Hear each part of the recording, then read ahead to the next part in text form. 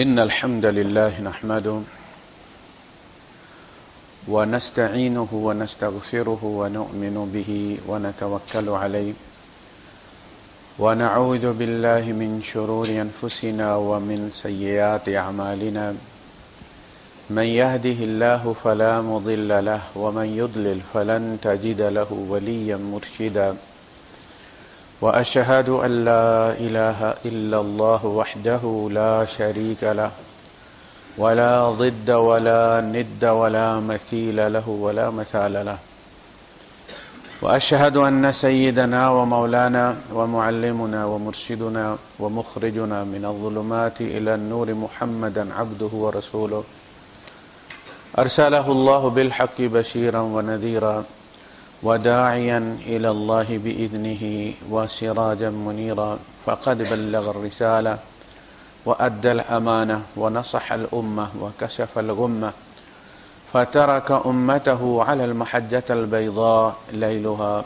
كنهارها لا يزيغ عنها إلا هالك اللهم صل وسلم وبارك عليه وعلى آله وأصحابه وأزواجه وذرياته وأهل بيته أجمعين أما بعد فأعوذ بالله السميع العليم من الشيطان الرجيم بسم الله الرحمن الرحيم اتل ما أوحي إليك من الكتاب وأقم الصلاة إن الصلاة تنهى عن الفحشاء والمنكر ولذكر الله أكبر والله يعلم ما تصنعون صدق الله العظيم رب اشرح لي صدري ويسر لي أمري واحلل عقدة من لساني يفقهوا قولي آمين یا رب العالمین۔ نماز کی دین اسلام میں ہمیشہ سے بڑی اہمیت رہی ہے، اور اسلام سے مراد وہ اسلام ہے جو آدم علیہ السلام سے شروع ہوا۔ اسلام کوئی ایسا نیا دین نہیں ہے جو نبی کریم صلی اللہ علیہ وسلم لے کر آئے تھے، بلکہ ان الدین عند اللہ الاسلام، شروع سے ہی اللہ کے نزدیک دین کا نام اسلام ہی تھا۔ سب مشن جو تھا وہ سب سے پہلا یہ صفاتی اسم ہے، یعنی سبمٹ کر دینا، سب کچھ حوالے کر دینا، یہ اسلام ہے، اور یہ شروع سے تھا، اور کائنات پوری مسلم ہے۔ اللہ پاک نے فرمایا نا افغیر دین اللہ یبغون ولہ اسلم من فی السماوات ومن فی الارض طوعا وکرہا، یہ اللہ کے دین کے علاوہ، یعنی سب مٹ کرنے کے علاوہ یہ چاہتے ہیں کہ سب کچھ ان کے قبضے میں رہے، انہی کی مرضی چلتی رہے، اور یہ مسلمان بھی کہلاتے رہے۔ تو ایسا تو نہیں ہو سکتا، ہم نے تو سورج کو اس کی مرضی نہیں کرنی، ہم نے چاند کو اس کی مرضی نہیں کرنی، ہم نے ان کی منازل طے کی ہیں، اس کے مطابق وہ طلوع و غروب ہوتے ہیں، جبکہ کائنات کی ہر چیز مسلمان ہے، سر تسلیم خم کیے ہوئے ہے، تو نظام چل رہا ہے۔ تمہارا نظام کیسے چلے گا اگر تم بغاوت کرو گے، صرف نام کے مسلمان رہو گے؟ سورج یہ سراج منیرہ اس لیے ہے کہ آتا ہے، روشنی کرتا ہے، یہ چڑھے ہی نہ تو پھر سورج تو نہ ہوا، چراغ جلے ہی نہ تو پھر چراغ تو نہ ہوا۔ مسلمان سر تسلیم خم نہ کرے۔ اب دیکھیں نا، جب دونوں باپ بیٹا ابراہیم علیہ السلام اسماعیل علیہ السلام، اللہ پاک نے ذبیحہ کا اشارہ کیا تو ایک دوسرے سے انہوں نے مشورہ کیا، اور ذبح کرنے والا ذبح کرنے پر تیار، ذبح ہونے والا ذبح ہونے کے لیے تیار۔ تو اللہ پاک نے بڑا نقشہ کھینچا ہے، فرمایا فلما اسلما یسلمو، مسلمان ہونا۔ جب دونوں مسلمان ہو گئے، یہ ہے جب بندہ بغاوت کرتا تو وہ مسلمان نہیں ہوتا، مسلمان ہوتا ہی اسی وقت ہے جب سر تسلیم خم کرتا ہے، جب اس میں صرف یہ صفاتی اسم، چاہے گرم ہوگی تو گرم کہلائے گی نا، نہیں ہوگی تو اس کو گرم چاہے کہنا جھوٹ ہے۔ فلما اسلما، جب دونوں نے سر تسلیم خم کر دیا، مان لیا۔ فرمایا اذ ابتلی ابراہیم ربہ بکلمات فاتمہن، ابراہیم سے جب بھی اللہ پاک نے کوئی کام کہا تو اس نے ڈسکاؤنٹ نہیں مانگی، بلکہ اسے پرفیکٹ کر کے دکھایا۔ اللہ نے اگر حکم دیا تو انہوں نے بغیر تفصیل کے 100% کر کے دکھایا۔ اب وہ اس کی 100 تعبیر لے سکتے تھے نا کہ بیٹے کو ذبح کرتے ہوئے دکھایا ہے، تو یہ بھی کہہ سکتے تھے کہ بیٹے کی مرضی کے خلاف اس کی شادی کروانی، ذبح ہی کرنا اس کو، بیٹے کی مرضی کے خلاف کوئی کام 100 تعویلیں کر سکا نہیں، ذبح دکھایا ذبح کروں گا۔ اذ قال له ربه اسلم قال اسلمت لرب العالمین، جب بھی اس کے رب نے کہا سر تسلیم خم کر، سبمٹ کر، کہا جی میں بالکل رب العالمین کے سامنے سبمٹ کرتا ہوں۔ یہ ہے مسلمانی۔ ہمیں خواہشیں بڑی پیاری ہوتی ہیں، اپنے عقیدے بڑے پیارے ہوتے ہیں جو ہمیں بچپن سے فیڈ کیے جاتے ہیں نا ماں باپ کی طرف سے، وہ ماں باپ کی نشانی ہوتے ہیں اور ماں باپ کی طرح ہی پیارے ہوتے ہیں، ان کو اللہ کی خاطر چھوڑ دینا، ان سے جان چھڑا لینا، یہ قربانی، یہ مقصود ہے۔ تو اسلام میں شروع سے نماز کی بڑی اہمیت رہی ہے۔ اللہ پاک نے جب دین میں جس زمانے میں بھی کوئی چیز فرض کیا تو پہلی فرضیت نماز کی ہوئی ہے، اس لیے کہ یہ تو اللہ کے ساتھ رابطہ ہے نا، باقی تو سارے کام اس رابطے کے ذریعے ہوں گے۔ تو موسیٰ علیہ السلام سے جب رابطہ ہوا اللہ پاک کا تو فرمایا وَأَقِمِ الصَّلَاةَ لِذِكْرِي، میری یاد کے لیے نماز کو قائم رکھنا ہے۔ ذرا سا کوئی مسئلہ ہوتا تھا تو اللہ کے رسول صلی اللہ علیہ وسلم نماز میں کھڑے ہو جاتے، فوراً لائن پہ آ جاتے تھے، ایک دوسرے کو کہتے ہیں لائن پہ آؤ۔ اللہ پاک نے فرمایا موسیٰ جب بھی میری یاد آئے نا تو لائن پہ آ جاؤ، اقم الصلاۃ۔ قوم ان کی ایک جگہ جمع ہو کے نماز نہیں پڑھ سکتی تھی تو فرمایا وَاجْعَلُوا بُيُوتَكُمْ قِبْلَةً، اپنے گھروں کو قبلہ رخ بناؤ، وَأَقِمْ الصَّلَاةَ، اور نماز کو قائم کرو۔ وہ تمہیں مسجد نہیں بنانے دیتا نا، اکٹھا نہیں ہونے دیتا، تم گھر ہی قبلہ رخ بناؤ تاکہ نماز پڑھنے میں تمہیں آسانی ہو۔ اللہ کے رسول صلی اللہ علیہ وسلم پہ جب وحی کا نزول ہوا تو 3 سال تک آپ کو دعوت کا حکم نہیں دیا گیا، کہا گیا آپ اپنے حلقے میں کام کریں، لیکن کھلے عام دعوت کا حکم نہیں دیا گیا۔ اس دوران فرمایا گیا کہ یا ایھا المزمل، آپ نے سنا نا آ گئے اور آپ نے فرمایا زملونی زملونی، میرے اوپر چادر ڈالو، میری سردی کے بخار چڑھ گئے۔ تو اللہ پاک نے فرمایا یا ایھا المزمل، چادر لپیٹ کر لیٹنے والے، قم، کھڑے ہو جاؤ، لیٹنے کا زمانہ چلا گیا ہے، اب کھڑے ہو جائیے، اللیل، ساری رات، الا قلیلا، بس تھوڑا سا ریسٹ کر لیا کر۔ یہ نماز میں کیا بات ہے؟ اگر نیرا ہر وقت چلتے پھرتے لوگ کہتے ہیں نا رب کو یاد رکھنا اسی طرح چاہیے، لیکن نماز کا اپنا مقام ہے، یہ کوئی اور چیز ہے۔ اسی لیے اللہ کے رسول صلی اللہ علیہ وسلم کے پاؤں پہ ورم آ جاتا تھا کھڑے ہو کے، اور جتنا آپ کا قیام ہوتا تھا اتنا آپ کا رکوع ہوتا تھا، اور جتنا آپ کا رکوع ہوتا تھا اتنا آپ کا سجدہ ہوتا تھا۔ یہ بات یاد رکھیں، ہم رات اس طرح گزرتی تھی، 6 پارے، قم اللیل الا قلیلا نصفہ او انقص منہ قلیلا، آدھی رات یا تھوڑا سا کم کر لیں، او زد علیہ، یا تھوڑا سا زیادہ کر لیں، ورتل القرآن ترتیلا، قرآن کو ترتیل کے ساتھ پڑھیں۔ جن پر نازل ہوا ہے، جن کی زبان ہے، یہ قرآن کا کمال ہے، اس کی اپنی شان ہے۔ ان لک فی النہار سبحا طویلا، آپ کو دن میں بہت مشقت کرنی ہے، تو پھر حکم تو یہ ہونا چاہیے تھا لمبی کر کے لیٹ جائیے، آپ کو نماز معاف ہے۔ آپ کو بہت مشقت کرنی ہے، لہذا اتنی زیادہ چارجنگ بھی ضروری ہے، اور وہ چارجنگ نماز میں ہوتی ہے، لہذا آپ رات کو نماز میں کھڑے رہا کیجیے۔ انا سنلقی علیک قولا ثقیلا، ہم آپ پر بڑا بھاری قول نازل کرنے جا رہے ہیں، اور اس کی انسٹالیشن کے لیے نماز بہت ضروری۔ ہم نماز کی صرف صورت ایک بنا کے بیٹھے ہوئے ہیں، اسی پہ خوش ہیں۔ آپ شعر دیکھتے ہیں نا، تصویر اس کی بنی ہوتی ہے بالکل، بڑا کلوز شاٹ ہوتا ہے، لیکن ڈر نہیں لگتا اس سے، پتہ ہوتا سب کو کہ یہ ہے شعر ہی، لیکن یہ شعر کی تصویر ہے۔ ہمارے نمازیں تصویر ہیں، اور وہ بھی بلر۔ آپس میں ہمارے جھگڑے ختم نہیں ہوتے. پہلی فرض ہونے والی چیز ہے. سب سے زیادہ اس کا حکم ہے, سب سے زیادہ اس کی پریکٹس ہے.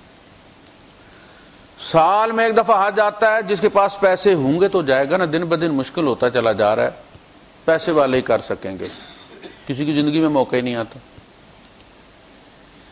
روزے سال بعد آتے ہیں اور یہ دن میں 5 بار آتی,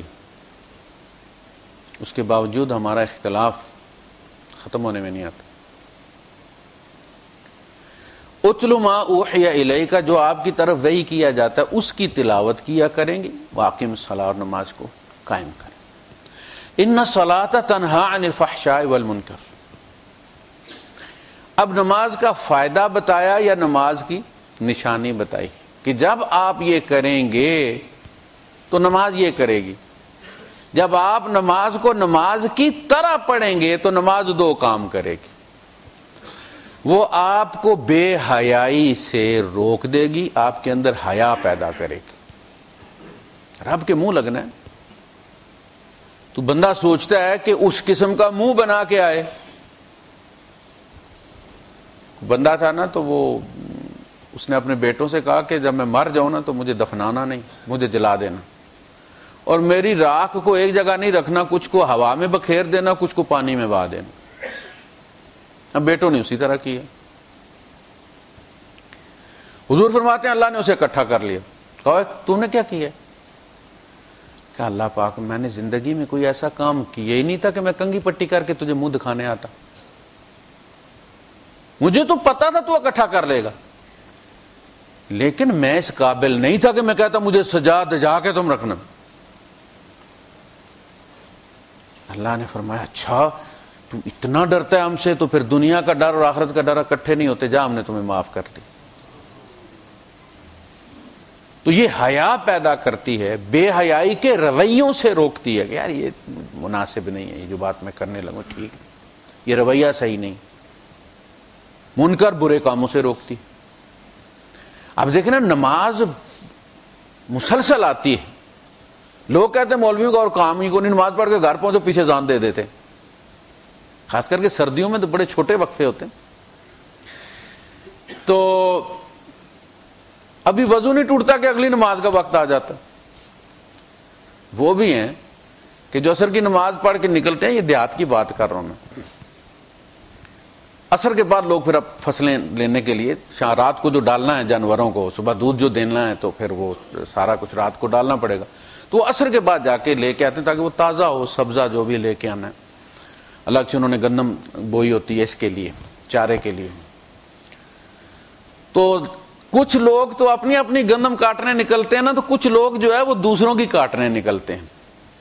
عصر کے بعد انہوں نے بھی تو لینے جانا نا جانوروں کے لیے, وہ دوسرے کی کاٹ کے لے آتے ہیں اور اسی وضو میں نماز پڑھتے ہیں پھر آگے مغرب کی. وضو بھی نہیں ٹوٹتا ان کا. تو یہ برے کاموں سے روکتی ہے. میں نے ابھی پھر جا کے منہ دکھانا ہے اللہ پاک کو. بندہ آفس سے جب گھر آئے تھوڑی دیر کے لیے کوئی چیز اٹھانے کے لیے, تو ٹائی شائی اتارتا نہیں ہے, دھوتی نہیں پہن لیتا. وہ تو پتہ میں نے پھر ابھی جانا ہے 2 منٹ کے بعد. وہ کوئی کہے بھی کہ ریلیکس ہو جائے, وہ کہتا نہیں میں نے جانا ہے, گاڑی بار سٹارٹ کھڑی ہے. میں نے ابھی جا کے پھر رب کو منہ دکھانا ہے, میں منہ کالا کر کے جاؤں گا.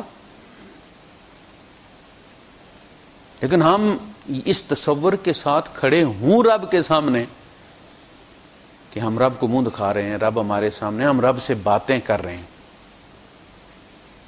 یہ احساس ہمارے اندر. اس کی ایک وجہ تو یہ ہے کہ وہ عربی کا صیغہ ہے. عربی ہمیں آتی نہیں, اور جو ترجمہ ہمیں آتا ہے,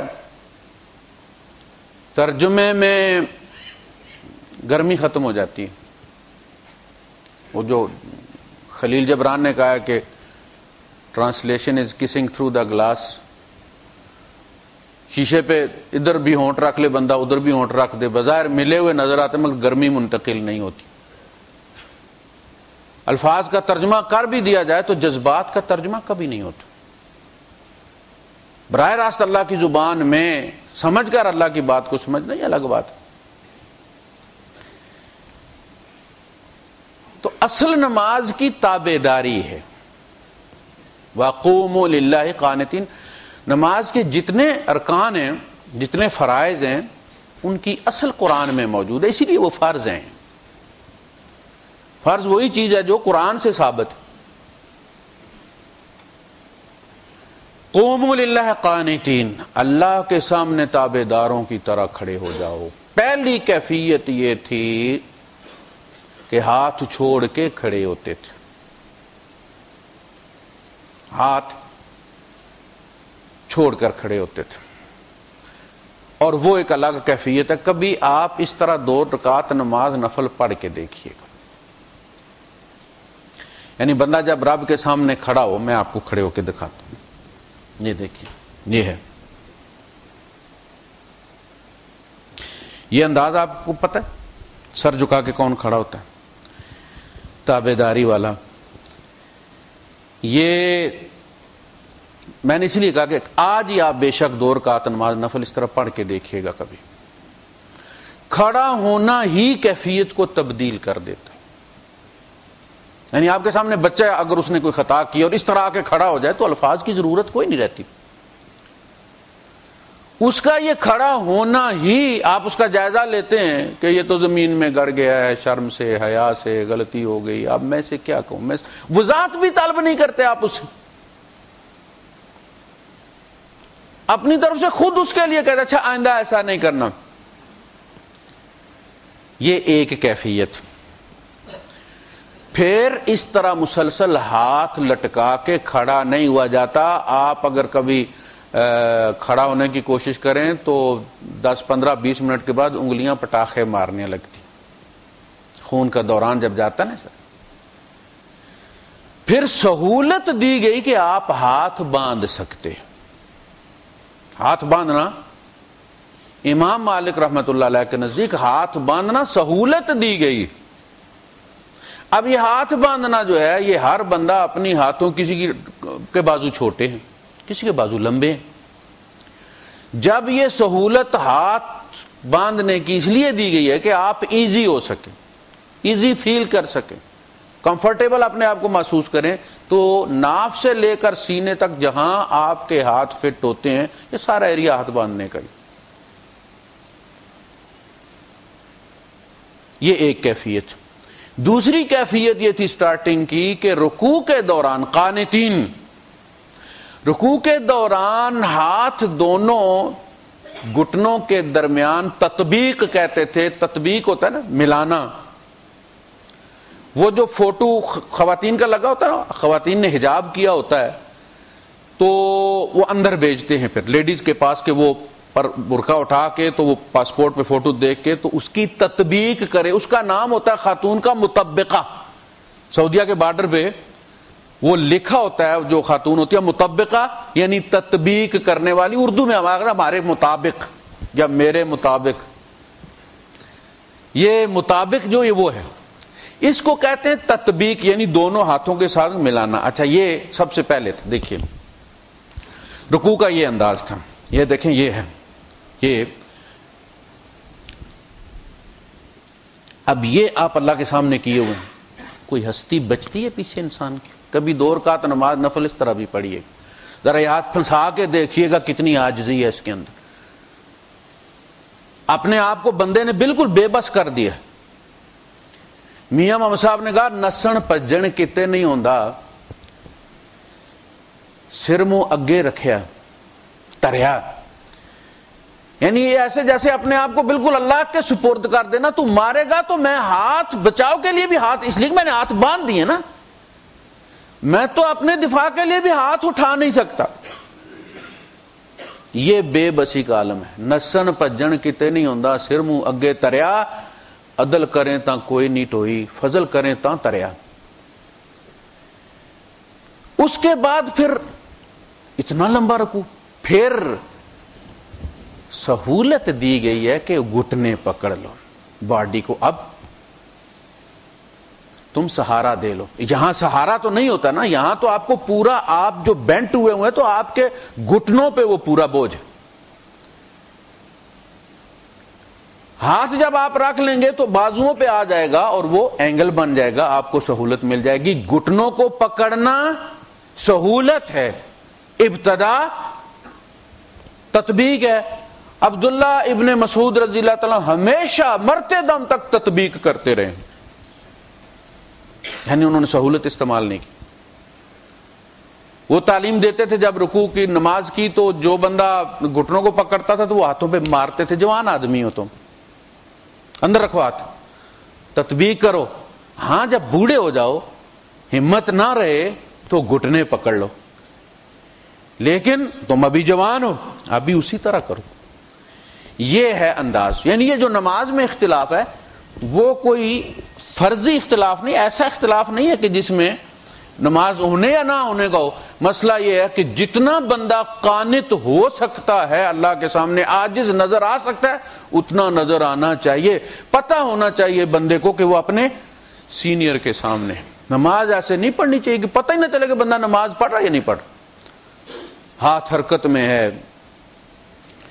آپ کو پتہ جب ٹریننگ ہوتی ہے فوج کے اندر تو غالباً کرنل محمد خان نے لکھا ہے کہ جب پسینہ آیا ہوا ہوتا ہے اور اٹینشن کروایا ہوا ہوتا ہے اور مکھی کوئی آ کے بیٹھ جاتی ہے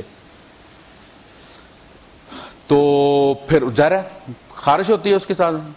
کہتے ہیں اس وقت دنیا کی سب سے بڑی تمنا یہ ہوتی ہے کہ یہ جب ڈسمس ہوگی ہماری پریڈ تو جی بھر کے خارش کروں گا۔ حوالدار کے سامنے آپ خارش نہیں کر سکتے، مکھی نہیں اڑا سکتے، اور رب کو حوالدار جتنی بھی تم وقت دینے کے لیے تیار نہیں ہیں۔ ساری نماز میں ہاتھ پاؤں چلتے ہی رہتے ہیں، جیسے گائے بھینس کو ڈنگی لڑتی، کبھی پاؤں مارتی ہے کبھی دم مارتی ہے۔ یہ نماز ہے؟ ایک بندے کو ایسے کرتے دیکھ کر اللہ کے رسول صلی اللہ علیہ وسلم نے فرمایا اگر اس کے دل میں خشوع ہوتا تو اس کے اعضاء میں بھی خشوع ہوتا، اس کا دل ہی ایک جگہ نہیں کھڑا، اس لیے ہاتھ پاؤں ہل رہے ہیں۔ تو اصل چیز جو ہے وہ نماز ہے۔ نماز کی موجودگی میں کسی مراقبے کی ضرورت نہیں ہے۔ مراقبہ نہ نبی کریم صلی اللہ علیہ وسلم سے ثابت ہے نہ صحابہ سے ثابت ہے، ان کا مراقبہ نماز تھی۔ حضرت علی رضی اللہ تعالیٰ عنہ کو تیر لگ گیا اور نکالا نہیں جا رہا تھا، تو کسی نے مشورہ دیا کہ جب یہ نماز میں ہوں تو ان کا تیر کھینچ لینا، اس لیے کہ نماز میں نہیں کسی چیز کی خبر نہیں ہوتی۔ حضرت علی رضی اللہ تعالیٰ نماز میں تھے، انہوں نے تیر کھینچ لیا، حضرت علی رضی اللہ عنہ کو پتہ نہیں چلا۔ آپ نے سلام پھرا تو کہا شاید تم لوگ میرا تیر نکالنے آئے، انہوں نے کہا ہم نے نکال لیا۔ یہ ہے نماز۔ الصلاۃ معراج المؤمنین، نماز تو ایمان والوں کی معراج ہے۔ ایک اللہ اکبر کرتے ہیں، رب کے سامنے کھڑے ہو جاتے ہیں، پھر دل کھول کے رکھ دیتے۔ فرض نماز تو فرض کی گئی، نوافل کے لیے رستہ کھولا گیا ہے، اور یہ خاص لوگوں کے لیے ہوتا ہے۔ عام لوگ تو آؤٹ پیشنٹ میں آتے ہیں، پرائیویٹ کلینک میں پھر کوئی جاتا ہے۔ یہ جو نوافل ہے نا، یہ جنہیں اللہ سے زیادہ ضروری کام ہوتا ہے یہ اس کا اہتمام کرتے ہیں۔ اس لیے کہتے ہیں کہ یہ جو نوافل ہیں یہ اللہ کے عاشقوں کے، اللہ سے پیار کرنے والوں کے فرض ہیں۔ وہ حدیث میں ہے نا کہ سب سے بندہ فرض نماز سے جتنے جو چیزیں میں نے اس پر فرض کی ہیں ان فرائض سے زیادہ اور کوئی طریقہ نہیں ہے میرا تقرب حاصل کرنے کا۔ فرض نماز کی ہے، نوافل کے ذریعے کریں آپ۔ ہر نفلی عبادت کی اصل فرائض میں موجود ہے، تب وہ ایکسٹرا اوور ٹائم ہے۔ جس کی اصل موجود نہیں ہے فرائض میں، وہ عبادت نہیں ہے۔ آپ دیکھیں، آپ صدقہ کرتے ہیں، خیرات کرتے ہیں، اس کی اصل زکوٰۃ میں موجود ہے، زکوٰۃ فرض ہے۔ آپ عمرہ کرتے ہیں، اس کی اصل حج میں موجود ہے، حج فرض ہے۔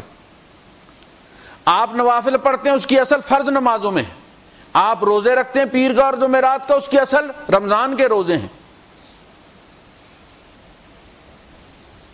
یہ دیکھ لیا کریں کہ جو میں کرنے جا رہا ہوں اس کی اصل کہاں ہے۔ تو نماز سب سے بڑا مراقبہ ہے۔ توجہ دیں، اس کی شروعات اس طرح ہوئی کہ ایک بندہ نماز میں کھڑا ہوا، اس نے 4 فرض پڑھے، 4 فرض میں 10 منٹ یا 5 منٹ لگتے ہیں، 5 منٹ اس نے حساب لگایا کہ نماز تو 4 رکعتیں پوری ہو گئی ہیں، لیکن مجھے یہ جو میں نے نیت کی تھی، یہ 5 یا 7 منٹ جو تھے، یہ میں نے اللہ کو دیے نہیں، ان میں سے کوئی 1 منٹ میں اللہ کے سامنے رہا ہوں، اب میری ذمہ داری ہے کہ باقی 4-5 منٹ پورے کروں۔ وہ نوافل میں اس نے رکھ لی، 2 پڑھے، 4 پڑھے، 6 پڑھے، کہا کہ 2 منٹ تو یہ ہو گئے، اس نے اپنا حساب رکھا ہوا۔ یہ اصل میں اس کمی کو پورا کرنے کے لیے، جو اس کے ضمیر نے یہ سمجھا کہ میں کھڑا تو رب کا نام لے کر ہوا تھا، لیکن میں نے خیانت کیا، میں کہیں اور گیا ہوا تھا۔ جیسا اللہ پاک نے فرمایا نا وَأَلْقَى السَّمْعَ وَهُوَ شَهِيدٌ، وہ کان لگا کر سنے اور وہاں رہے۔ بہت سارے لوگ ہوتے ہیں جمعے میں یہاں نہیں ہوتے، وہ انہوں نے کوئی اور پیج کھولا ہوا ہوتا ہے۔ آپ ٹیبز کھول سکتے ہیں نا، فیس بک بھی، ساتھ میں آپ BBC پہ بھی جا کے دیکھ سکتے ہیں خبریں، سارا سلسلہ چل رہا ہوتا ہے نا، 5-7 ٹیبز کھول سکتے ہیں۔ لوگوں نے یہی کھولا ہوا تھا نماز میں۔ فرمایا وہ وہاں موجود رہے، القى السمع وهو شہید، اور وہاں وہ گواہ وہی ہوتا ہے جو موجود ہوتا ہے وہاں پہ، وہ وہاں موجود رہے۔ تو سب سے بہترین مراقبہ نماز، نفلی نماز میں آپ کھڑے ہو جائیں، اللہ پاک سے رابطہ کریں، کیفیت بنائیں آپ کہ آپ اللہ کے سامنے کھڑے ہیں، اور اس وقت آپ ہیں اور اللہ ہے، اور کوئی درمیان میں نہیں ہے۔ اب آپ اس سے معافی مانگنا شروع کریں کہ اللہ پاک میں بڑا گناہ گار ہوں، میں نے ہر قسم کے گناہ کیے ہوئے ہیں، چھوٹے موٹے نہیں، بڑے بڑے کیے ہوئے، تو نے میرے پردے رکھے، اس لیے امید لے کر آیا ہوں کہ تو معاف بھی کر دے گا، میں بڑا کمزور ہوں، گناہوں میں پڑ جاتا ہوں، اے اللہ مجھے بچنے کی توفیق عطا فرما، مجھے اپنا ڈر عطا فرما جو میرے اور گناہ کے درمیان حائل ہو جائے۔ یہ باتیں آپ منہ سے نہیں کہہ سکتے نا، آپ دل میں سوچتے رہیں، سجدے میں پڑے رہیں، آدھا گھنٹہ لمبا ہو جائے کوئی مسئلہ نہیں۔ نماز میں تو آپ تابع نا امام صاحب کے، امام نے جب اللہ اکبر کرنا آپ نے اٹھنا ہے۔ جماعت میں یہی اصل میں امتحان ہے۔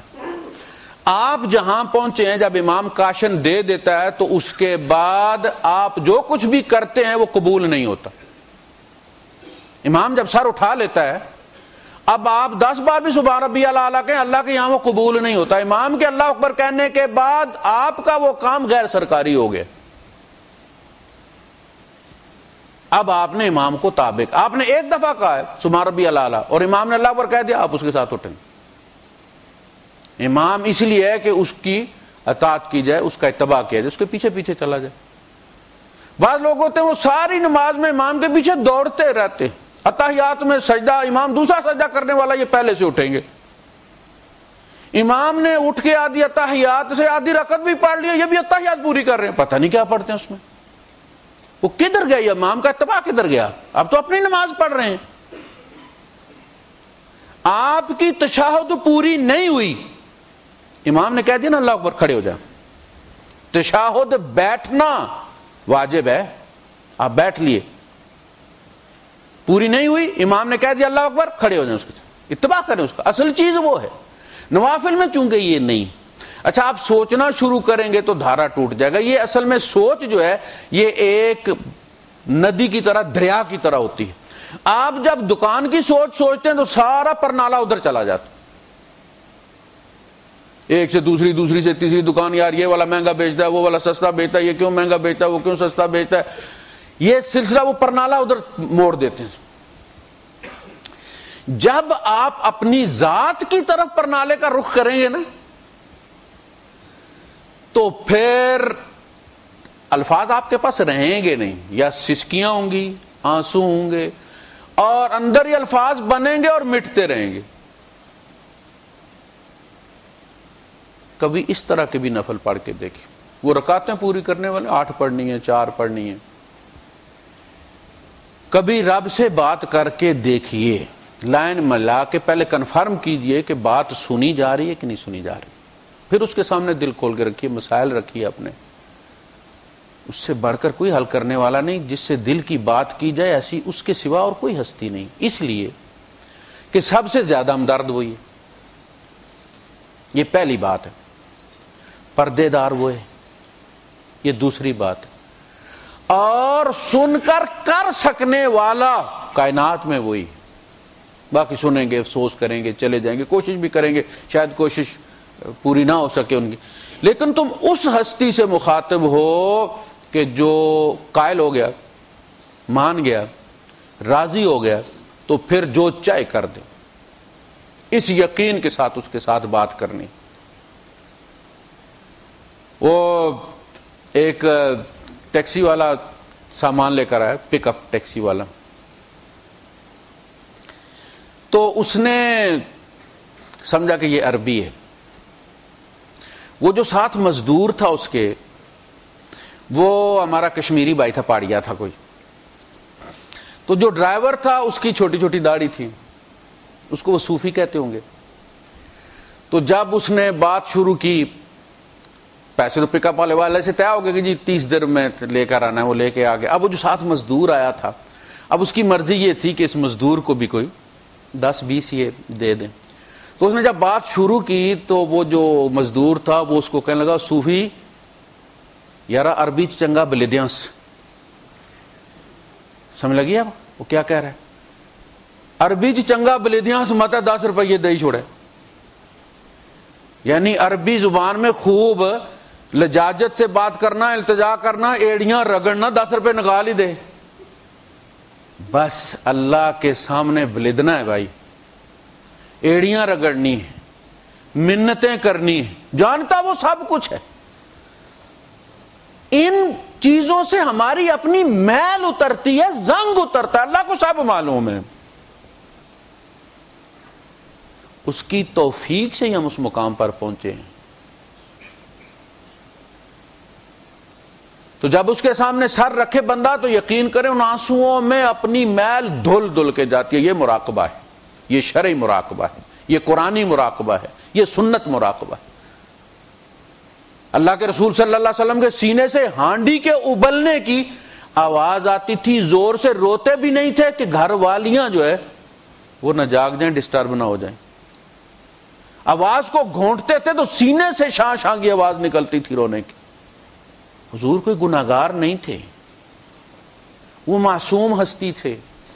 آپ اپنی جہنم سے نہیں ڈرتے تھے کہ مجھے ڈالا جائے گا. نبی کو پتا ہوتا ہے کہ میں اللہ کا نمائندہ ہوں، مجھے اتمام حجت کے لیے بھیجا گیا ہے، میں اس دنیا میں سرکاری حیثیت میں آیا ہوں. اسے اپنے جہنم کا ڈر نہیں ہوتا. وہ تو امت کے لیے روتے ہیں، انہیں امت کی فکر ہوتی، اور امت خود اپنے لیے نہیں روتی. مسئلہ یہ، اللہ کے رسول صلی اللہ علیہ وسلم فرمایا بھئی اللہ کے سامنے رویا کرو.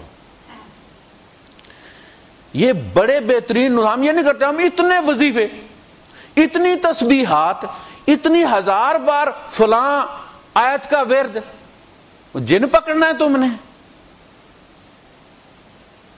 یہ کر لو گے تو کیا ہو جائے گا؟ اللہ بادشاہ، تم ساری زندگی وظیفے کرتے رہو تو اس کا حق ادا نہیں کر سکتے.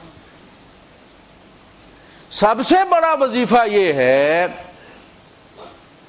کہ اس کے سامنے رو دو الفاظ وہ خود ڈال لے گا. آدم علیہ السلام نے آنسو دیے تھے نا، الفاظ تو نہیں تھے. فَتَلَقَّى آدَمُ مِن رَبِّهِ كَلِمَاتٍ. آدم بہت عرصہ روتے رہے، الفاظ نہیں تھے. اللہ نے الفاظ تلقا، اللہ نے دی. آدم اس طرح معافی مانگ. قَالَا رَبَّنَا ظَلَمْنَا أَنفُسَنَا وَإِن لَّمْ تَغْفِرْ لَنَا وَتَرْحَمْنَا لَنَكُونَنَّ مِنَ الْخَاسِرِينَ. اللہ ہم نے اپنی جانوں پر ظلم کر دیا. حضور نے فرمایا رویا کرو اللہ پاک کے سامنے. اس سے 2 کام ہوتے ہیں، اللہ سے رابطہ رہتا ہے، اپنے عیب دھل جاتے ہیں، دل نرم رہتا ہے. وہ آپ نے لیدر کلاتھ دیکھا نا، گاڑی صاف کرنے والا، اس کے اوپر ہدایات لکھی ہوتی ہیں کہ اس میں تھوڑا پانی چھوڑ دیا کرو، یہ نرم رہتا ہے. ورنہ وہ پلاسٹر آف پیرس کی طرح اکڑ جاتا ہے. انسان کا بھی یہی حال ہے, یہ آنسو انسان کو گیلا رکھتے. اچھا اگلی بات یہ کہ بعض لوگ ایسے ہوتے ہیں جنہیں رونا نہیں آتا, بعض طبیعتیں ایسی ہوتی ہیں کہ بے بھی مر جائے تو انہیں رونا نہیں آتا. ہمارے دیہات کو بڑی عجیب سچویشن ہے, وہاں پہ لوگ رونے پہ بھی, خواتین چلو بھائی جلدی کرو کام ختم کر لو, گھر کا فلاں چلیں گے, فلاں آئی ہے اور وہ روئے گی, اب یہ جا کے اس کا ماتم سنیں گے, اس کے بیان سنیں گے. یہ بیان کرنے والی بڑی ماہر ہوتی ہیں کہ کیسے بندے کو رلانا. جیسے بھینس دھونے والے بڑے ماہر ہوتے ہیں, انہیں پتا ہوتا ہے گرم پانی سے چھٹے مارنے ہیں, کیا کرنا ہے, وہ دودھ اتارے گی. آنسو اتارنا انہیں بڑا آتا ہے, جو نہ بھی رونا چاہے تو وہ پھر رلا لیتی ہیں, ایسے ایسے جملے کہتی ہیں. تو ہمارے ہاں توپ منکیالہ ایک جگہ ہے, گاؤں ہے, وہاں ہمارے گاؤں کے ایک صاحب ہیں, ان کا بھائی فوت ہو گیا سگا. تو یہ گئے تو ان کے بارے میں کہا تھا یہ بڑے پتھر دل ہیں. وہاں پہ گئے تو اس گاؤں کی توپ منکیالے کی عورتیں بھی چھتوں پر چڑھ گئی کہ سگا بھائی آیا ہے, دیکھیں کیسے روئے گا. یہ رونے کا پھر رواج جہاں اترتا ہے دور سے وہ جس کو کہنا ٹھا مارتا ہے, ہائے اوئے, اور پھر سارے بڑا ہی مندہ تھا اس کو بھی. یہ صرف رواج کی بات. وہ وہاں گئے اور سارے اکٹھے ہو گئے, دیکھیں اب بھائی کیا کہو, بھائی آیا اس کا بھائی. وہ گئے اور جا کے سرانے اس کے کھڑے ہو کے کہنے لگے اچھا ہو جانیا پھر ہیں, پھر نہیں رہنا ہے, ویسے ہی ویسے ہیں, ٹوری پہ ہیں, پھر اللہ نوا لو سوئے. سارے حیران, بھائی یہ کیا ڈائلاگ ہوا ہے. پکڑ کے انہوں نے لایا اور فارغ کر دیا. یہ رونے کا جو حضور نے فرمایا تم رونا اگر نہیں آتا نا کچھ طبیعتوں کو, فرمایا تم فتباکو, اور رونے والا منہ ہی بنا لو. یہ بھی بڑی بات. آنسو نہیں آتے, فرمایا رونے والا منہ بنا لو, اتنا ہی کافی. یہ ہے رب. کتنے قانون توڑ کے تم آئے اس کے سامنے, اور وہ کہتا ہے آ گیا ہے. بڑا بامروت ہے اللہ, بڑا بامروت. حضور فرماتے ہاتھ اٹھتے ہیں تو اللہ خالی نہیں بھیجتا. رب کے سامنے سوال کیا جائے رب رد نہیں کرتا. ہمارے سامنے مثال موجود نہیں ہے کہ شیطان کہتا ہے قال رب فانظرنی الی یوم یبعثون قال فانک من المنظرین, اللہ مجھے مہلت دے, کہا جاؤ تجھے مہلت دی. رد کیا اللہ نے. یا رب کہہ کر شیطان نے مانگا ہے, اللہ نے دے دیے. تو ہم سے زیادہ تو شیطان اللہ سے واقف تھا, اسے پتا تھا اسے رب کہہ دو, تو خالی ہاتھ نہیں پھیرتا اور تم در در دھکے کھاتے پھرتے.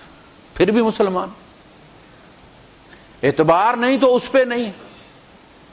فرمایا جب ہاتھ اٹھتے ہیں تو خالی ہاتھ نہیں آتے, منہ پہ پھیر لیا کرو پھر گرایا کرو. حضور ناپسند فرماتے تھے کہ ہاتھ اٹھائیں اور ڈرم کر کے نیچے پھینک دیں, چہرے پہ پھینکو, جو ڈالا ہے اس کا اعزاز کرو, اسے اپنے چہرے پہ ملو. اللہ سارا آنکھوں پر تیرا دیا ہو, یہ اعزاز میں شامل ہے.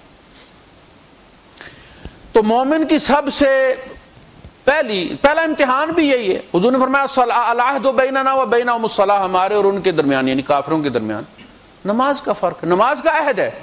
من ترکھا فقد کفر, اس نے کفر کی.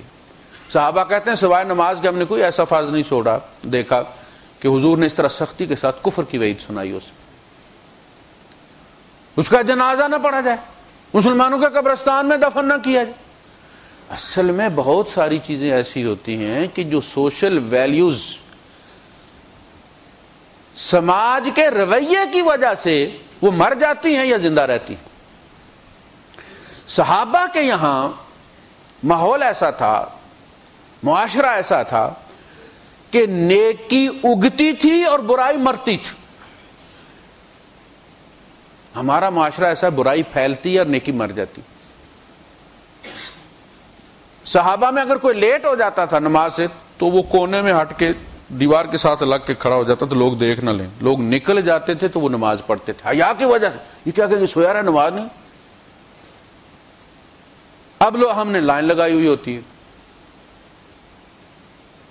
کوئی نہیں سوچتا کہ بھائی جب اللہ نے بلایا تھا حی علی الصلاۃ, یہ اللہ نے پکارا تھا نا, اذا نودی للصلاۃ, اللہ نے نداء دی تھی نا حی علی الصلاۃ، تمہارا کون سا اہم کام تھا؟ اللہ کے سامنے، اللہ کے بلانے کے بعد کیا جواز پیش کرو؟ جسٹیفائی کر سکو گے اللہ کے سامنے فلاں کام تیرے سامنے آنے سے زیادہ اہم تھا؟ ہمارے ایک ڈاکٹر زبیر صاحب ہوا کرتے تھے، ان کا تو حال یہ تھا کہ جب اذان ہو جاتی تھی وہ مریض نہیں دیکھتے تھے، اس کے بعد ویری ساری بھائی میں آپ جس کام کے لیے بلایا گیا میں وہ کر کے آتا ہوں، آپ بیٹھے. اور ان کے ہاتھ میں اللہ پاک نے ایسی شفا رکھی تھی کہ دوائیاں سارے وہی ڈاکٹر دیتے ہیں، لیکن ڈاکٹر زبیر کی جو دوا تھی اللہ پاک نے اس میں شفا رکھی تھی، خاص الخاص اس کے ہاتھ میں شفا تھی. تو اگر آپ تصور کریں کہ ایک جنازہ آیا ہے، سارے گاؤں والے اکٹھے ہو جاتے ہیں نا اس جنازے میں، بڑے چودھری صاحب ہیں جی، بڑے فن خان ہیں جی، بڑی ملیں ان کی، اور امام کہہ دے کہ جی میں ان کا جنازہ نہیں پڑھاتا، یہ نماز نہیں پڑھتے تھے. شاید نوکری اس امام کی چلی جائے، لیکن میرے خیال میں پھر نماز چھوڑ، اتنی بےزتی، جتنا بڑا بندہ ہوگا اتنے دور دور سے لوگ آئے ہوں گے نا، سیٹھ صاحب کی نماز جنازہ ہے، ملوں کے مزدور بھی آئے ہوں گے، بڑے بڑے ملوں والے بھی آئے ہوں گے، اتنی بےزتی، اس کے بعد کوئی نماز چھوڑنے کی ضرورت کرے گا؟ نکاح ہونے لگا، ایک صاحب کو بلایا گیا جی یہ لڑکی کی طرف سے لڑکے کی طرف سے گواہیں، جی ویری ساری جی ان کی گواہی قبول نہیں، یہ نماز نہیں پڑھتے. کوئی گاؤں میں نماز چھوڑنے کی جرت کرے گا؟ یہ ڈنڈے سے نہیں پڑھائی جا سکتی، یہ اس سوشل رویے سے پڑھائی جا سکتی ہے کہ انہیں ایلین بنا کے رکھ دو. ترکی جب خلافت قائم تھی تو قاضی تھے، ان کا نام میرے ذہن سے نکل رہا ہے، خلیفہ ایک کیس میں خلیفہ کی گواہی ڈلوائی گئی، تو قاضی نے خلیفہ کی گواہی رد کر دی. انہوں نے کہا کہ وہ گواہی کے قابل نہیں، وہ فاسق ہیں. اب وہ خلیفہ پیش ہوئے اور انہوں نے کہا کہ مجھے اس پہ کوئی اعتراض نہیں ہے، آپ نے میری گواہی رد کر دی ہے، لیکن مجھے وجہ بتا دیں تاکہ میں وہ عیب دور کر دوں. کہا کہ آپ جماعت کی نماز، فجر کی نماز کی جماعت میں نہیں آتے، باقی 4 جماعت کے ساتھ، صرف فجر کی جماعت میں شریک نہیں ہوتے تھے. قاضی نے کہا کہ آپ فاسق ہیں، آپ کی گواہی قبول نہیں. کہتے ہیں کہ اس کے بعد کبھی بھی فجر کی جماعت خلیفہ سے فوت نہیں ہوئی. پتہ لگ گیا نا؟ اس طرح کی جرت علماء کریں، 1-2 جنازے پڑھانا چھوڑ دیں، چاہے وہ ان کا سگا بھائی ہو. دیکھیں لوگ نماز پڑھتے کہ نہیں پڑھتے؟ ہمارے یہاں کسی کو تمیز ہی کوئی نہیں کہ یہ پڑھتا ہے نہیں پڑھتا، دونوں ہی برابر ہیں. بلکہ اگر نہیں پڑھتا اور پیسے والا تو وہ زیادہ عزیز ہے، اس کی رائے میں زیادہ زور ہے. نماز بے حیائی سے اور برے کاموں سے روکتی ہے. وہ ہاتھ جو ابھی رب کے سامنے جا کر کھڑے ہوں گے، وہ ہاتھ کیسے کم تولیں گے، کیسے جیب کاٹیں گے، کیسے کسی کا حق ماریں گے. اگر احساس ہو کسی کو کہ میں خدا کے سامنے جانا، اصل چیز تو کیفیت کی ہے نا کہ آپ محسوس کریں. امام زین العابدین رحمت اللہ علیہ کے بارے میں کہا جاتا ہے کہ وہ جب وضو ہی کرنے لگتے تھے تو ان کی کیفیت تبدیل ہونا شروع ہو جاتی تھی، کانپنا شروع ہو جاتے تھے، رنگ پیلا پڑ جاتا تھا. پوچھا یہ آپ کیا کرتے ہیں؟ کہا کہ میں احکم الحاکمین کے سامنے جانے لگا ہوں. اس تصور سے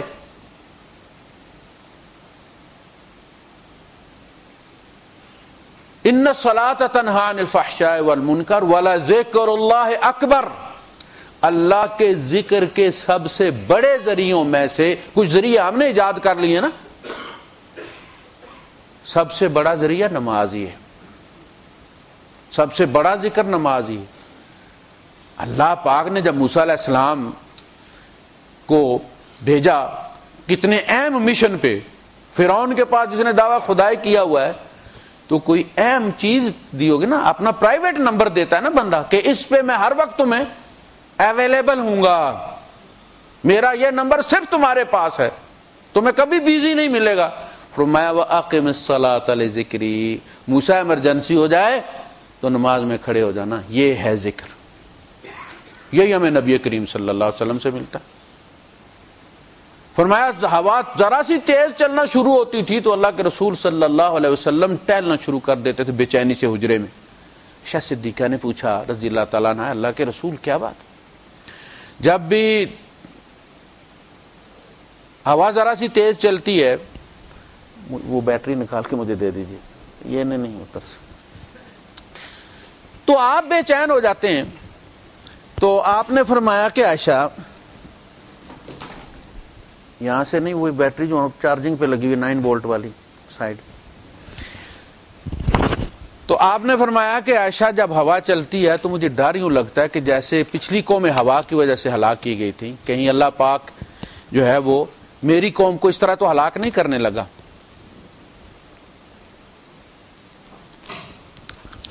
یہ ہوتا ہے ڈر. ہمیں کبھی خوف ہوا؟ جن کے خوف کی وجہ سے، عذاب کی وجہ سے اللہ کے رسول صلی اللہ علیہ وسلم بے چین رہتے تھے، خود ہمیں کبھی اللہ کا ڈر لگا ہے کہ کہیں گرفت میں نہ آ جائے؟ کبھی وہ ہمارے نفع نقصان کا مالک ہے نا. اللہ کو ناراض کر کے لوگ کفیل سے کتنا ڈرتے ہیں کہ یار اس کا موڈ تبدیل ہو گیا تو آگے مجھے سین لینے ہیں پروجیکٹ پہ. اس سے لوگ ہدیے دیتے ہیں، رشوت پیش کرتے ہیں اس کو راضی کرنے کے لیے. کبھی اس بات سے چھوڑیں، جہنم کو چھوڑیں. آپ اللہ کی ناراضگی بھی آپ کے نزدیک کوئی اہمیت رکھتی ہے کہ نہیں رکھتی؟ کہ اللہ جیسی ہستی ناراض ہو گئی تو میں کدھر جاؤں؟ مجھے تو کوئی چیز سہارا نہیں دے گی، ہر چیز تو مجھے مارنے دوڑ رہی ہے، وہی تو ایک بچانے والا ہے، اسے بھی ناراض کر دیا. اللہ کے رسول صلی اللہ علیہ وسلم فرماتے ہیں اللہم بکا ادراؤ، اے اللہ میں تیرے سہارے پر الاعداء والجبابرہ، اپنے دشمنوں اور جابروں کے گریبان پہ ہاتھ ڈال دیتا ہوں. بک ادراؤ الاعداء والجبابرہ، میں یہ سمجھتا ہوں کہ جب بندہ رب کو اس نے راضی رکھا ہوا ہو، اس کی نافرمانی سے بچے، چھوٹی موٹی ہو جائے تو اللہ پاک کہتا ہے کوئی بات نہیں، میں معاف کر دوں گا. لئن تجتنبوا کبائر ما تنہون عنہ نکفر عنکم سیئاتکم، تم بڑے بڑے چھکے نہ مارو، چھوٹی موٹی سلی مسٹیک میں خود ہی معاف کر دیتا. جب بندہ رب کو ناراض کر بیٹھے تو پھر اسے اپنے سائے سے بھی ڈرنا چاہیے. اب وہ یتیم ہو گیا، اب وہ بے آسرا ہو گیا، اس نے اپنے خالق کو ناراض کر دیا. بندہ جب اپنے کفیل سے بھاگتا ہے نا تو پھر وہ ہر غیر قانونی حرکت کرنے سے ڈرتا ہے کہ میری تعمیم ہوئی ہے. بلدیہ کے ہتھے چڑھ گیا وہ پکڑ لے گی، دفاع مدنی والوں کے ہتھے چڑھ گیا وہ پکڑ لیں گے، پولیس والے وہ پکڑ لیں گے، امیگریشن والے وہ پکڑ لیں گے، ہر محکمہ مجھے پکڑنے کو دوڑے گا اس لیے کہ میری تعمیم ہو گئی ہے، اس کے مجرموں میں میرا نام لکھا گیا ہے. اور جب بندہ اللہ کو راضی کر لے تو پھر ساری دنیا سے ٹکرا جائے، ڈرنے کی کوئی ضرورت نہیں. چھوٹی چھوٹی فوجیں بڑی بڑی فوجوں سے کیوں ٹکرا جاتی تھی؟ وَكَمْ مِنْ فِئَةٍ قَلِيلَةٍ غَلَبَتْ فِئَةً كَثِيرَةً بِإِذْنِ اللَّهِ، کتنے چھوٹے گروہ بڑے پر غالب آئے ہیں اللہ کے اذن کے ساتھ. وَلَا ذِكْرُ اللَّهِ أَكْبَرُ وَاللَّهُ يَعْلَمُ مَا تَصْنَعُونَ. یہ بڑے پیارے لفظ جو ہے نا، تصنعون ایک ہے تعملون، تفعلون ایک ہے تصنعون. صنعت جو ہے انڈسٹری جسے آپ کہتے ہیں، صنعت ہوتی ہے کاریگری، صنعت و حرفت آپ جسے کہتے ہیں، یہ کاریگری ہوتی ہے. انسان کی آنکھوں کے بارے میں جب اسے کہا نا وَقُلْ قُلْ لِلْمُؤْمِنِينَ يَغُضُّوا مِنْ أَبْصَارِهِمْ وَيَحْفَظُوا فُرُوجَهُمْ، تو وہاں فرمایا اللہ جانتا ہے بِمَا تَصْنَعُونَ، اللہ اسے باخبر ہے جو تم کاریگریاں کرتے ہو، جو بندوبست کرتے ہو تم آنکھوں سے کام لینے کے، وہ ساری کاریگریوں سے واقف ہے. بندہ یہ سمجھتا ہے جب جوان ہوتا ہے تو وہ ماں باپ کو چیٹ کر رہا ہوتا ہے، سمجھتا ہے امی ابا کو کوئی پتہ نہیں ہو. امی ابا کو پتہ ہے، امی ابا بھی اسی دور سے گزر کر آئے. بچے کی باڈی لینگویج سے ان کو پتہ چل جاتا کہ دمبی میں دانا پڑ گیا، اور وہ کوشش شروع کر دیتے ہیں کہ اس کو کنٹین رکھا جائے حد سے نہ بڑھنے دیا جائے. بچہ یہ سمجھتا ہے کہ امی ابا تو چل رہے ہیں، نمازی مسیتڑ، ان کو کیا پتا، ابو کو کیا پتا یہ کیا ہوتا ہے. واللہ خبیر بما تصنعون، اللہ کو پتہ ہے تم جو کاریگریاں کرے، اس نے تمہیں بنایا ہے، وہ تمہارے اندر سے بھی واقف ہے. ان سب کا علاج نماز ہے. نماز میں بن سنور کر آیا کرو. ہمارے اسلاف جو تھے انہوں نے جمعے کا الگ ایک جوڑا رکھا، وہ صرف جمعے والے دن پہنا کرتے تھے. خاص جبہ ہوتا تھا، قیمتی جبہ، قیمتی کپڑے پہن کے آتے تھے. ہر نماز میں اہتمام کر کے آیا کرو تاکہ پتہ چلے بڑی اہم میٹنگ ہے، بڑی اہم میٹنگ ہے. یہ نماز کوئی معمولی چیز نہیں، اس کی قدر قیامت کے دن آئے گی. اللہ پاک نے فرمایا یوم یکشف عن ساق ویدعون الی السجود فلا یستطیعون، جس دن پردہ ہٹایا جائے گا اور لوگ سجدے کی طرف بلائے جائیں گے، سجدہ کریں گے، تو جنہوں نے دنیا میں نماز نہیں پڑھی وہ وہاں جھک نہیں سکیں گے. ان کی کمر پتھر کی ہو جائے گی. جب ضرورت تھی اس سجدے کی اس وقت تم نے کیا نہیں، آج مجھے ضرورت نہیں. اس دن کا سجدہ دنیا کے سجدوں کو مقبول بنا دے گا. جس نے اس دن کر لیا دنیا کے سجدے اس دن قبول ہو گئے اسے ایک سجدے سے. تو یہ نماز معمولی چیز نہیں ہے. گھر والوں کو اس کی تلقین کیا کریں. یہ گھر والے جو ہیں یہ خرچے کا تو 3-4 دن پہلے ہی فون کر دیتے ہیں کہ مک گیا، حالانکہ ابھی مکا نہیں ہوتا، کوئی ہفتے کا ہوتا ہے، لیکن احتیاطاً. وہ سلیمان علیہ السلام کا ذکر کرتے ہیں نا، وہ کہتے ہیں کہ ایک چیمٹی سے انہوں نے پوچھا کہ بھائی تمہارا کتنا رزق ہے، تو اس نے کہا جی میں دن میں 1 دانہ کھا لیتی ہوں. انہوں نے اس کو 1 دانہ ڈال دیا. دوسرے دن انہوں نے دیکھا کہ اس نے آدھا کھایا تھا. انہوں نے کہا تم تو کہتے میں 1 کھا لے. اس نے کہا سلیمان پہلے میں پورا کھا لیتی تھی کیونکہ رب دیتا تھا نا، تو مجھے پتا تھا رب بھولتا نہیں ہے، دوسرے دن بھی پورا دے گا. تو انسان ہے، کیا پتا تو اگلے دن یاد رہے. میں نے احتیاطاً آدھا بچا لیا. تو گھر والے احتیاطاً پہلے فون کر دیتے ہیں، لیکن آپ انہیں کہیں نماز پڑھے، نماز نہیں پڑھتے. پاکستان کی سب سے بڑی مصیبت یہ ہے کہ نماز نہیں پڑھتے. پورے گھر اور ہمارا خرچہ کھا رہے ہیں. یہاں سب سے بڑی نعمت یہ ہے کہ لوگ نماز پڑھتے. دوسرا شرک نہ ہونے کی وجہ سے یہاں کی نماز میں مزہ بھی ہے. وہاں کی مٹی میں نحوست ہے شرک کی وجہ سے. یعنی آپ جہاز میں ہوتے ہیں تو جب جہاز اس طرف جا رہا ہوتا ہے اور لینڈ کر رہا ہوتا ہے تو آپ کو اپنے ایمان کی کیفیت صرف وہ موبائل کے اس کی طرح وہ جو نیٹ ورک پول ہوتا ہے آپ خود محسوس کرتے ہیں کہ وہ کیفیت نہیں رہی. نمازوں میں نماز بے شک پڑھ بھی لیں، پہلے تو یہ بات کہ وہاں جماعت کی نماز ہی نصیب نہیں ہوتی، ٹائمنگز نہیں پتا ہوتے نماز کا کیا کیا. ہر مسجد کی اپنی ٹائمنگز ہیں. تو جو جماعت کے ساتھ وہاں 5 نمازیں پڑھ لے وہ ولی اللہ، وہی مسئلہ نہیں ہوتا. اس کے بعد یہ کہ نماز نہ پڑھنے کی وبا پاکستان میں اتنی زیادہ، لوگ اہمیت ہی نہیں دیتے اس کو. تو اس پہ ذرا زیادہ زور آپ حضرات رکھیں. ان کو کہیں پچھلوں کو جن کو آپ خرچہ کھلاتے ہیں کہ نماز بھی پڑھ لیا کریں.